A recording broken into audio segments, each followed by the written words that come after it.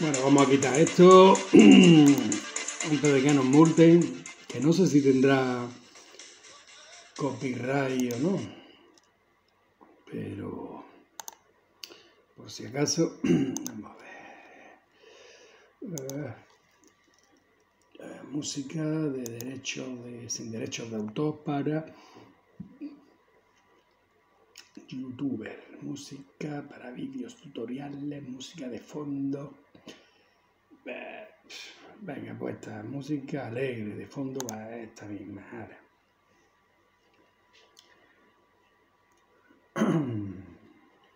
Bueno, dijimos que estábamos con los sucesos de mayo, ¿no? Bueno, en Barcelona el 3 de mayo son los sucesos anarquistas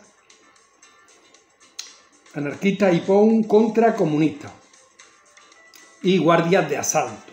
La guardia de asalto, sabéis que es como la policía leal a la República, ¿no? La policía de la República.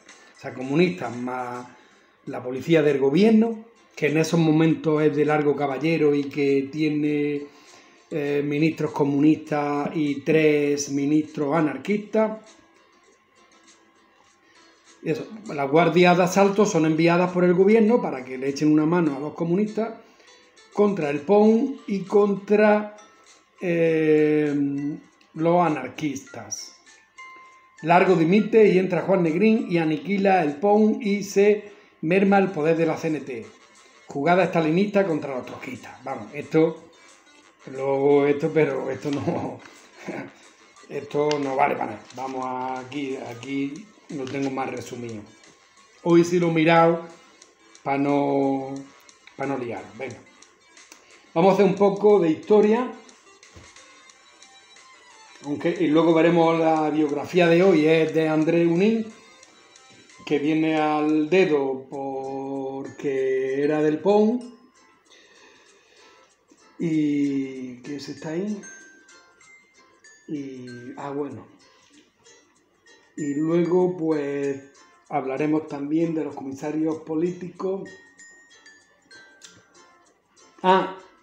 Antes tengo que... Ayer no terminé la biografía de Sanjurjo cuando dije que lo capturan cuando la Sanjurjada, pues él quería huir a Portugal y lo capturan en Ayamonte.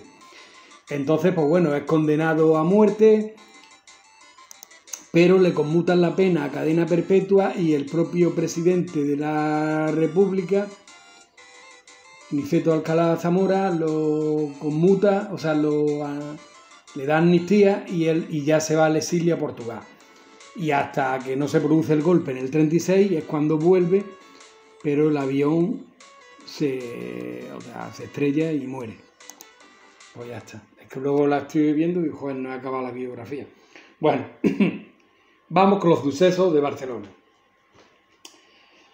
Haciendo un poco de historia, sabéis que en 1936 en Barcelona pues se produce la revolución anarquista, ¿no? Que es la que frena el golpe, y tienen la suerte de que como dejan los guardias, huyen dejando los cuarteles, pues se hacen con los arsenales de armas. Entonces en Barcelona hay gran júbilo al principio y más adelante gobierno y revolución entrarían en conflicto, un conflicto que desgarraría a la República. Pero vamos, Federica Montseny, los anarquistas rechazaban el poder por ser fieles a su idea, ¿no? Porque los anarquistas, para ellos no hay poder, nadie manda sobre nadie, o sea, es un anarquismo que sí, si todo fuese puta madre y todo el mundo colaborara, pues sí. Bueno, sí. El poder por ser fieles a su idea. Puede ser que estas son palabras textuales de Federica. Puede ser que se equivocaran. Un error fatal. Su prioridad en la guerra contra todo el sistema capitalista. O sea que ella, pues ya al paso de los años, en los años 80, después de 40 años de la guerra, pues dijo eso, que puede ser que se equivocaran en no haber tomado el poder. La economía estaba en manos de los comités de trabajadores. Se canjeaban productos por comida.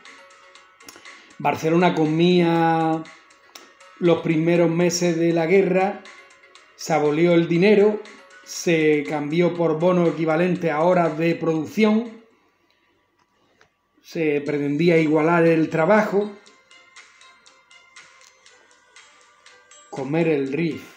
Ah, sí, que en el hotel RIF sería. Sí, se dio la vuelta a la tortilla. O sea, Barcelona trabaja y come. Se cargaron a unos pocos empresarios. Otros se marcharon. Se quedaron en sus puestos a las órdenes de los comités, de la CNT. Se mejoraron condiciones de trabajo y clima de terror. La clase media quedó entre la espada y la pared. El gobierno republicano y el Partido Comunista no veían con buenos ojos la revolución que pensaban que podían perder. Claro, estaban viendo que estos estaban aprovechando para hacer su revolución, ¿no? Estaban aprovechando que la guerra para hacer su revolución. Entonces, las mujeres copaban la industria de guerra. Aborto legalizado, el movimiento feminista intentó eliminar la revolución. Prostíbulos, barrios chinos cerrados, centros de la prostitución, coño, qué revolución. Por ejemplo, estoy aquí. Bueno, prostíbulos, barrios chinos cerrados, centros de reeducación de las prostitutas, pero no funcionó. Los anarquistas, amor libre, aunque también había casamientos revolucionarios. La revolución se extendió por Aragón, ¿no? Con Buenaventura Durruti, en donde ya lo hemos dicho muchas veces, que se creó el Consejo de Aragón. Las colectividades rurales anarquistas formaban un área independiente de la República, el Consejo de Aragón. Republicanos y socialistas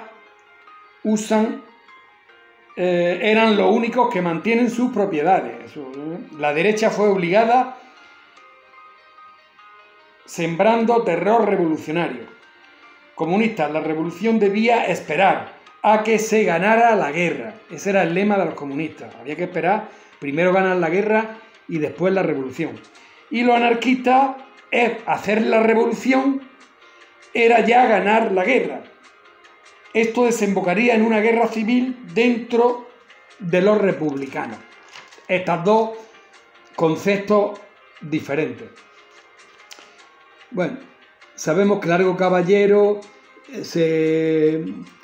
estaba todavía en el poder, que era el gobierno de la Victoria. Por primera vez tenían ministros comunistas. También líderes anarquistas se negaron a entrar en el gobierno al principio, pero después tuvieron que reconsiderar y entraron, ¿no? Uno de ellos fue Juan García Oliver, el compañero de Durruti, el del otro día que puse el mitin en su entierro, ¿no? Que a mí me dejó... yo cuando lo escuché por primera vez, pues me impresionó. Pues bueno, se crea el 5º regimiento, ¿no? Que es el primer ejército popular con los comunistas. El gobierno catalán trata de hacerse con las fábricas colectivizadas, ¿no? En este caso, Josep Tarradellas de ella, que ya es un ayudante de Luis Companys o un ministro de Finanzas, Josep Tarradellas. El anarquismo está decayendo, ya empieza a estar mal visto, y el comunismo empieza a ascender, ¿no? Por la ayuda de Stalin y todo eso.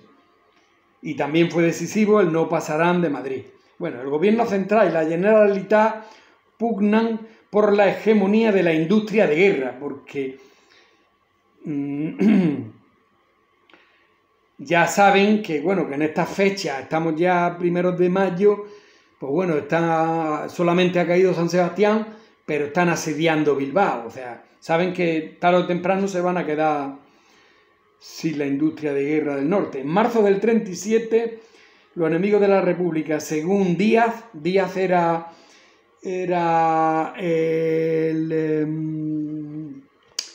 el secretario general del Partido Comunista, José Díaz, en un mitin dice: los enemigos de la República son los incontrolados. Y los incontrolados son anarquistas, trotskistas y fascistas. La URSS fueron, por órdenes de la URSS, como ya sabéis, pues fueron eliminando Trotsky, todos los trotskistas, bueno. Acabarán con el PON, bueno. Esto viene un poco después. Bueno, 1 de mayo del 37, tensión que obliga a suspender los actos. Había tal tensión ya entre anarquistas y comunistas en Barcelona que los actos del 1 de mayo se suspenden. El enfrentamiento empezó en la Telefónica, todavía controlada por los anarquistas. Fue asaltada por la Guardia de Asalto, barricada en toda la ciudad y empezaron los tiroteos. Anarquistas dueños hasta que el gobierno mandó refuerzos, ¿no?, de Guardia de Asalto.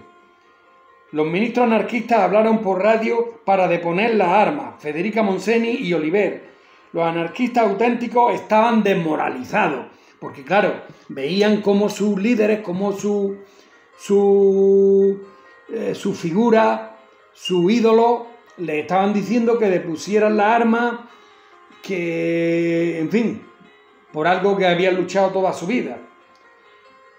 Pero claro, es que ahí se estaba desangrando el bando republicano.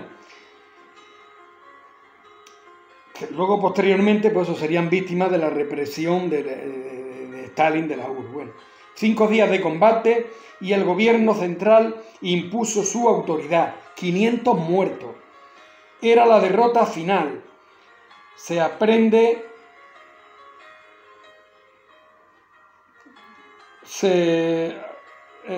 primero la guerra y revolución. Bueno, qué mala letra, coño, yo no sé. Se aprende, qué huevo. Se aprende. Guerra y revolución. Bueno, cae Largo Caballero. Después de esta crisis, pues es sustituido por Juan Negrín, que Juan Negrín sí es simpatizante comunista. Se carga al PON al haber luchado al lado de la y Anderson desaparece. Independiente, no obedece a Stalin. Bueno, pues ahora ya sí entro a contar el tema de Andreu Nin. Andreu Nin. Decís también que Juan Negrín, luego me enteré después, estaba casado con una rusa. Fue a Rusia. Bueno, tenemos que ver la biografía de Juan Negrín, que esa no me la he visto, pero ahora mismo, en fin, total, que bueno, una rusa que seguro que lo mismo era hasta agente, bueno, agente soviética. Voy a decir un momentito, los comisarios políticos aparecen por primera vez. No voy a hablar de la figura del comisario político. Después, la biografía de Andreu Nin, que viene al caso de los sucesos de Barcelona. Y después, pues vamos a avanzar un poquito con el esquema. Y si acaso ves cómo va la la campaña del norte.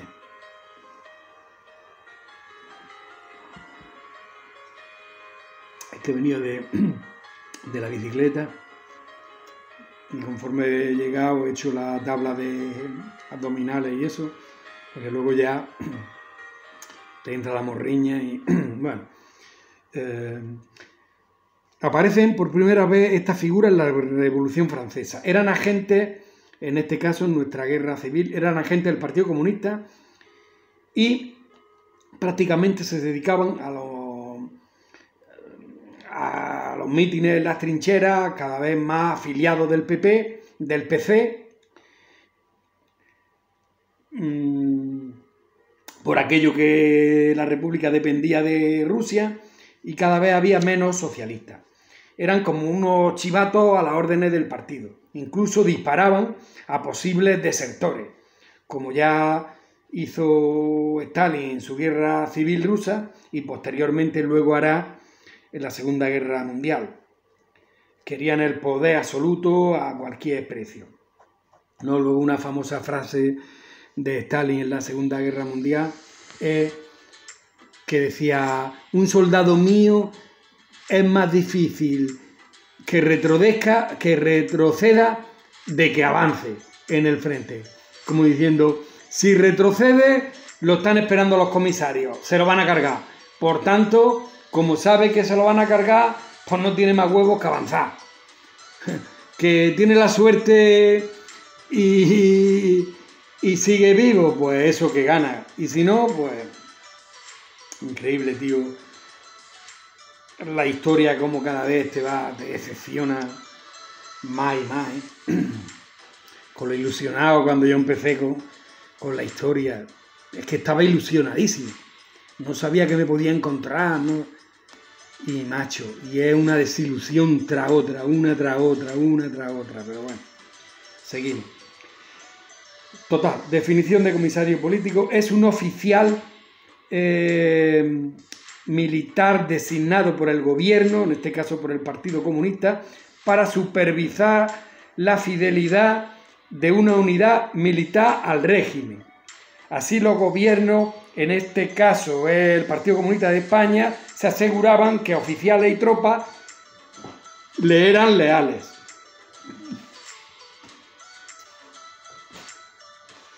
Bueno, Andrés Nin nace en el Vendrell el 4 de febrero de 1892 y posiblemente muera en Alcalá de Henares en el 37, en junio del 37. Fue un político sindicalista y traductor español. Buen traductor del ruso al catalán, de clásicos como Ana Karenina, Crimen y Castigo. Maestro y periodista. En su juventud se afilió a la CNT, anarquista. Luego ya en su estancia en Rusia fue testigo en persona de la Revolución Rusa y se convierte al marxismo. Es uno de los fundadores del POU. Desapareció durante el transcurso de la Guerra Civil Española.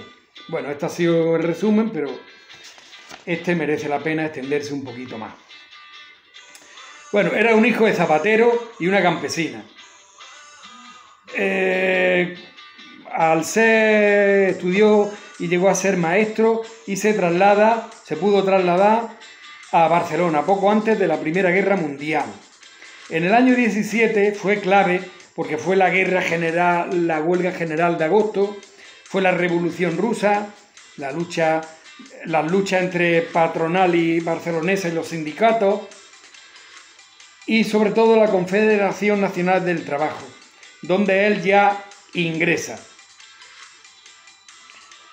Y estando en la CNT, él defiende el ingreso de esta en la Internacional Comunista.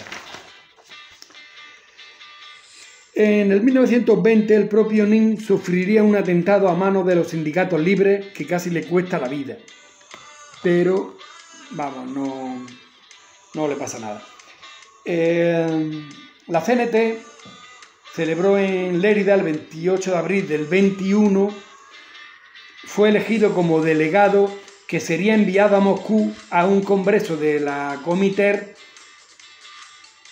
para la Internacional Sindical Roja, Profiter.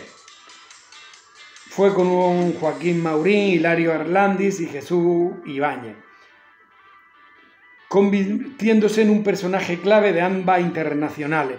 La CNT había abandonado la Internacional Comunista en 1922. Nin, durante su viaje, pasa a admirar la Revolución Rusa, lo cual le hace abandonar el anarquismo y se hizo comunista. Y entonces se queda en Moscú. Vivió allí durante un tiempo. Yo no sé, en otra biografía que fue más extensa, creo recordar que aprovechó, no sé si ya que se había separado, que se separó de la mujer y ya se queda en Rusia y allí hace una nueva familia con 2 hijas. Trabajó para Nikolai Bukharin. Ya sabéis que Bukharin era de los que la Revolución Rusa. Y posteriormente se convirtió en el secretario de León Trotsky. Pues esto al final no era exageración andaluza, esto era verdad. A partir del 26 permaneció en la llamada oposición de izquierda dirigida por Trotsky, que se oponía al ascenso de Joseph Stalin dentro del Partido Comunista de la Unión Soviética, por lo que Nin tuvo que abandonar la URSS en el 30. O sea que del 26 al 30, claro, sí, Lenin le da el ataque ese en el 25 por ahí, y a partir de ahí, pues, Trotsky estuvo muy listo, se había hecho con todo el sistema de inteligencia del Partido Comunista Ruso y se había ganado a base de favores a todo el Partido Comunista y en fin, se fue deshaciendo de enemigos y el primero fue de Trotsky. Primero salía con unos pocos, entre ellos Bukharin y eso, entre todos se deshacen de Trotsky, que era el más principal, y luego ya él se fue deshaciendo uno a uno del resto, que las purgas duraron hasta el 36 o por ahí. Bueno, entonces Nin se va de Rusia en el 30, llegó a dominar el ruso y produjo después importantes traducciones al catalán, clásica novelista ruso. A la vuelta de España, Nin fue clave en la formación de un grupo de orientación trotskista, bolchevique-leninista, izquierda comunista, pero bueno, esto es mucha paja. Nos vamos a lo importante, que es que intervino con la Alianza Obrera, intervino en los sucesos de octubre del 34 en Cataluña, ¿no? Porque cuando Nin ya llega a España, llega en el 30, en el 31, se encuentra una España diferente, porque ya empezaba la República. En esta Alianza Obrera, tras las críticas recibidas anteriormente por su línea política, acabó rompiendo con Trotsky, porque Trotsky, desde su exilio en Noruega, le criticó duramente su línea política. O sea que de ser grandes amigos y de las mismas ideas, pero Trotsky llegó a criticarle, aunque luego, después ya veremos cómo otra vez se acerca.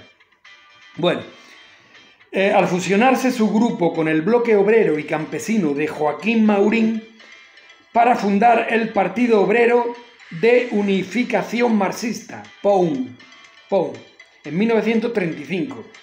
Por tanto, Nin es el secretario general del POUM. En mayo del 36 también fue elegido secretario general de la Federación Obrera de Unidad Sindical, FOUS, que tuvo una fuerte implantación sindical en las provincias de Lérida, Gerona y también en Tarragona. Entonces, POUM,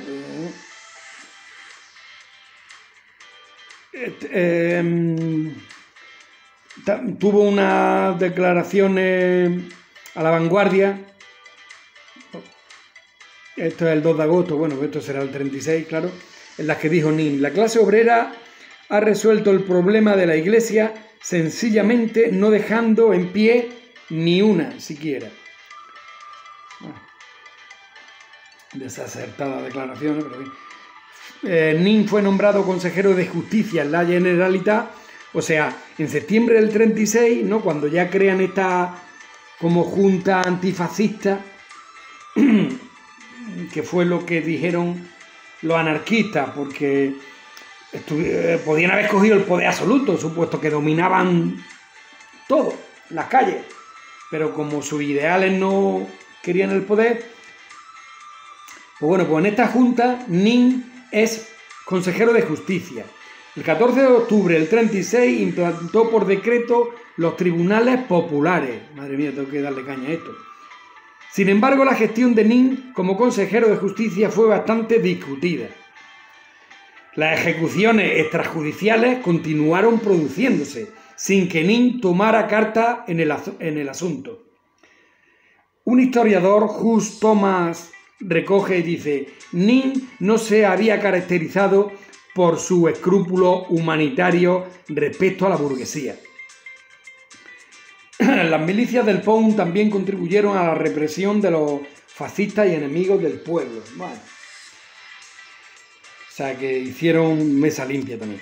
En otoño, Nin había planteado al presidente de la Generalitat, Louis Compagne, la posibilidad de acoger refugiado a León Trotsky, que en aquel momento había tenido que salir de Noruega por presiones soviéticas. Esta idea no era del agrado de los comunistas del PSUC, ¿no? Partido Socialista Unificado de Cataluña, que es como se llama el Partido Comunista, el PC en Cataluña.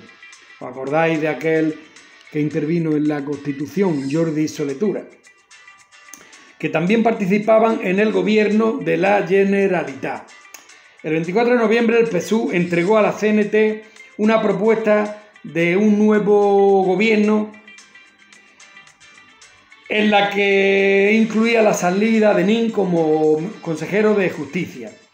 Ya muchos lo consideraban un renegado de la CNT, en fin, ya había un conflicto de marxistas. Ya tengo que ir corriendo. Josep Tarradellas también le advirtió del peligro que corría tanto el POUM como sus líderes. Durante la primavera del 37, la policía republicana, ya esto, sí, seguramente, bueno, aquí es que no va a hablar de los actos de mayo, pero bueno, localizó una supuesta carta escrita por Nin dirigida a Franco, en la que el líder trotskista respaldaría un plan de sublevación de la quinta columna madrileña. La carta en realidad era una falsificación realizada por la NKVD. Constituyó una de las principales pruebas de acusación contra Nin. Después de los sucesos de mayo, la campaña comunista contraria al POUM se intensificó. Sus dirigentes fueron acusados abiertamente de ser fascistas y conspirar con Franco. Ya el 28 de mayo, las presiones comunistas consiguieron que las autoridades suspendieran la circulación del periódico del partido, La Batalla. El 14 de junio, el director general de Seguridad, el coronel Antonio Ortega Gutiérrez, comunicó al ministro de Educación y Sanidad que Alexander Orlov le había indicado que debían detenerse a todos los dirigentes del POUM. O sea que el jefe de Alexander Orlov ordenó la detención de todos los dirigentes del POUM. Y el primero, Nin. El jefe de él alegó que existían pruebas que relacionaban al partido trotskista con el espionaje franquista, ¿no?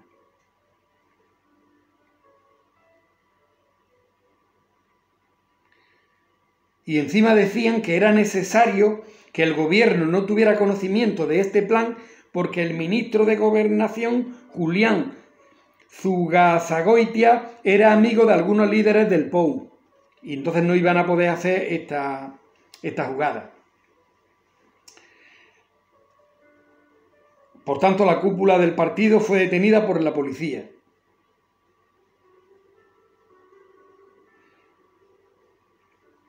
Julián Gorkin, José Escudé.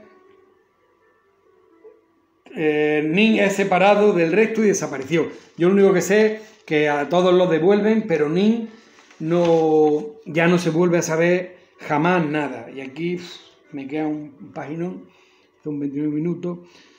Nin fue trasladado a Alcalá de Henares, ya a la Catedral de Alcalá. Allí funcionaba como una cárcel particular de la NKVD, un NKVD soviético. Según Paul Preston, posiblemente Nin fue asesinado el 22 de junio mediante un desollamiento por orden de Orlov. Orlov es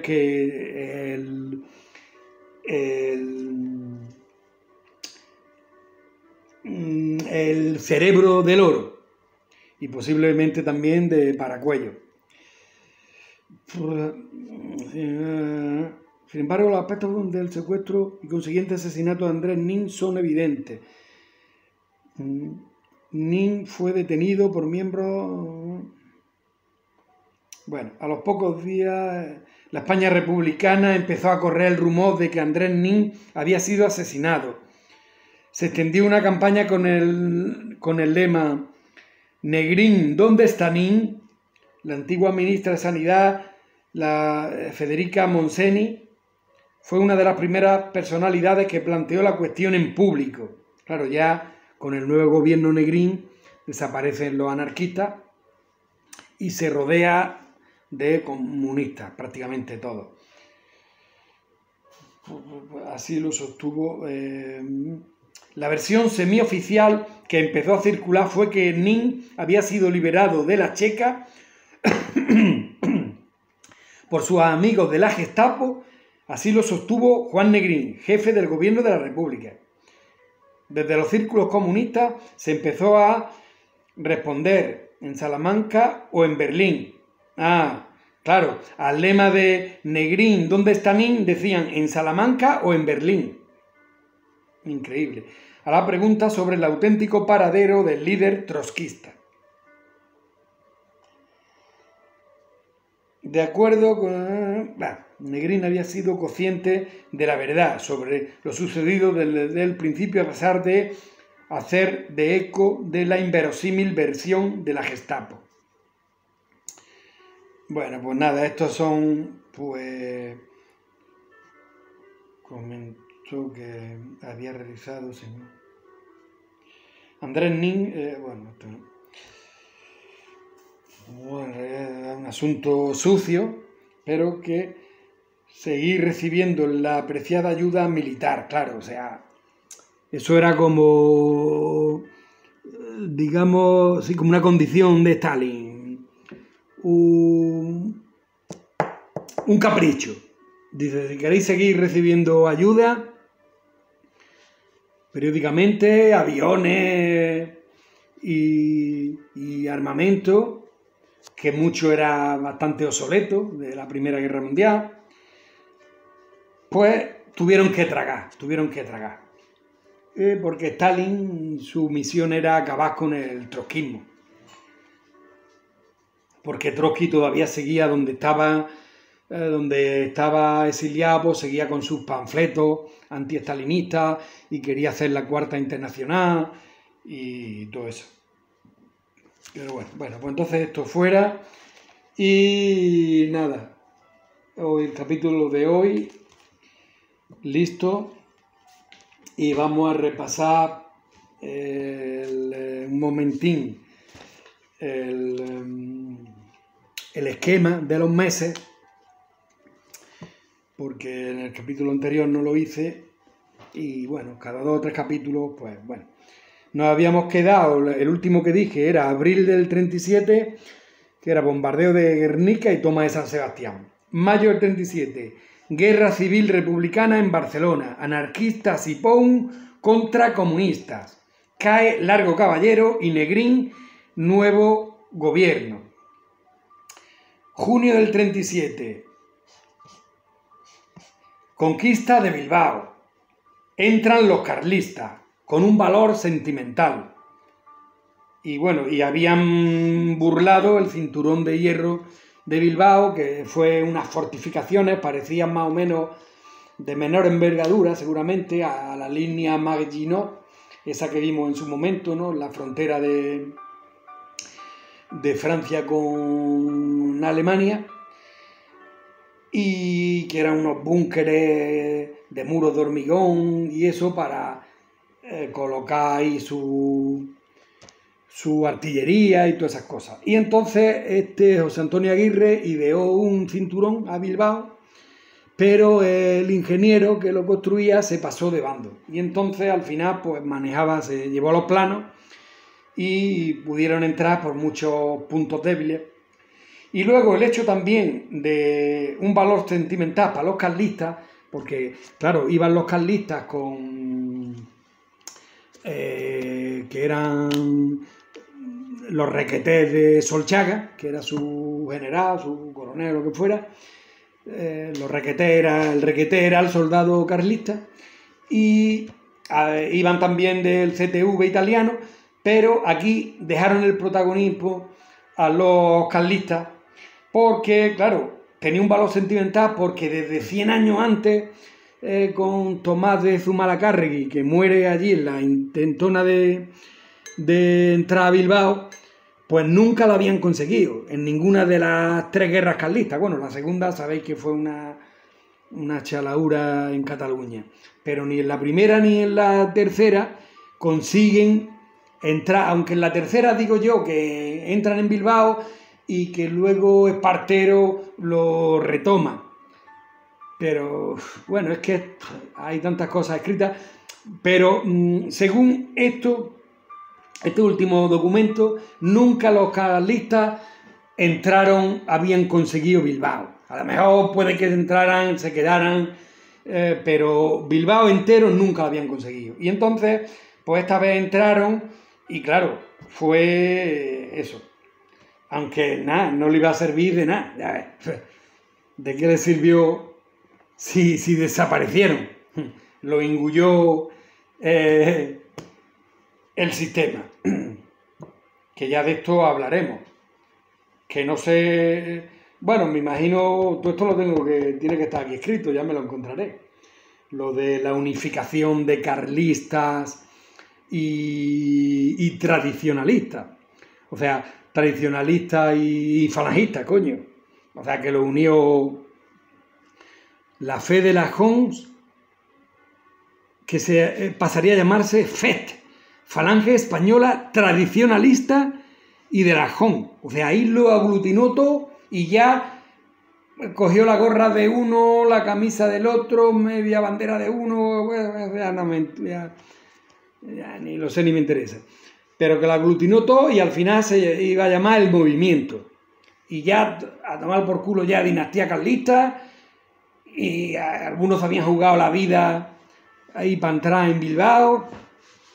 Mira el pago que tuvieron. Pues nada, y ya nos quedamos en julio, esto es junio, eso, toma de Bilbao, y en julio, que ya adelanto, maniobra de distracción de la República en Brunete, os sonará Brunete. Pues bueno, eso ya, siguiente capítulo. Porque la idea es una maniobra de distracción para aliviar la presión del norte, porque claro, han cogido Bilbao, pero todavía queda Santander, porque se iban replegando a Santander y Asturias. Luego hay una cosa también, que el PNV creo que incluso aparte hay por ahí tanto escrito, y esto lo he leído pero no me quedé con mucho, que negocia una especie de rendición, una especie de paz con el CTV, a espaldas de Franco. Esto, pues bueno, si consigo documentación fiable, pues lo diremos. Y si no, pues ya la conseguiré y en otra ocasión seguiremos para adelante. 40 minutos no lo puedo nunca, ¿eh? Si no, venga, 39. Es que he limpiado bien esta vez el móvil, pero no quiero que se vean 40 minutos. Vamos a ver lo que tarda en tragarse esto. Pues venga, hasta mañana, si Dios quiere.